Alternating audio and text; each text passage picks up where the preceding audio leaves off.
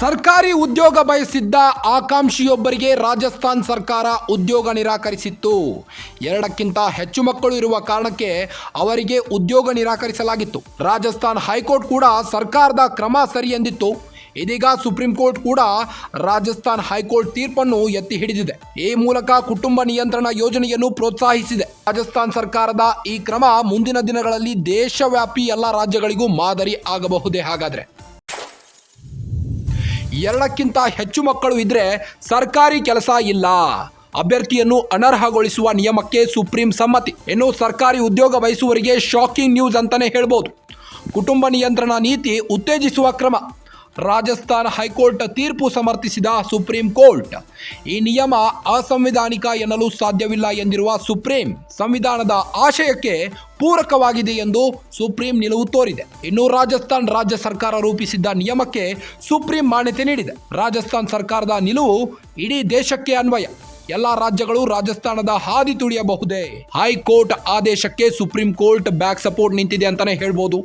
ಸರ್ಕಾರಿ ಉದ್ಯೋಗ ಬಯಸಿದ್ದ ಆಕಾಂಕ್ಷಿಯೊಬ್ಬರಿಗೆ ರಾಜಸ್ಥಾನ್ ಸರ್ಕಾರ ಉದ್ಯೋಗ ನಿರಾಕರಿಸಿತ್ತು. 2ಕ್ಕಿಂತ ಹೆಚ್ಚು ಮಕ್ಕಳು ಇರುವ ಕಾರಣಕ್ಕೆ ಅವರಿಗೆ ಉದ್ಯೋಗ ನಿರಾಕರಿಸಲಾಗಿತ್ತು. ರಾಜಸ್ಥಾನ್ ಹೈಕೋರ್ಟ್ ಕೂಡ ಸರ್ಕಾರದ ಕ್ರಮ ಸರಿ ಎಂದಿತ್ತು.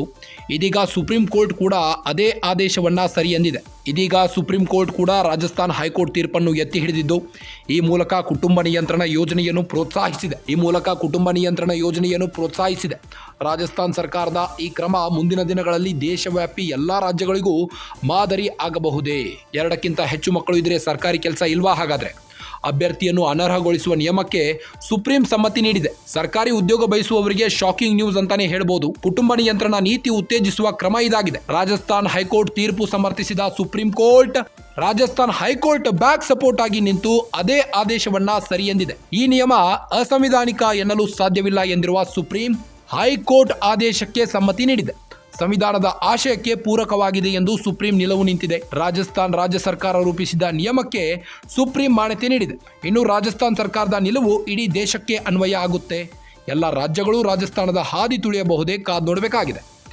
2ಕ್ಕಿಂತ ಹೆಚ್ಚು ಮಕ್ಕಳು ಇದ್ರೆ ಸರ್ಕಾರಿ ಕೆಲಸ ಇಲ್ಲ, ಅಭ್ಯರ್ಥಿಯನ್ನು ಅನರ್ಹಗೊಳಿಸುವ ನಿಯಮಕ್ಕೆ ಸುಪ್ರೀಂ ಸಮ್ಮತಿ. ಇನ್ನು ಸರ್ಕಾರಿ ಉದ್ಯೋಗ ಬಯಸುವವರಿಗೆ ಶಾಕಿಂಗ್ ನ್ಯೂಸ್ ಅಂತಾನೆ ಹೇಳ್ಬೋದು.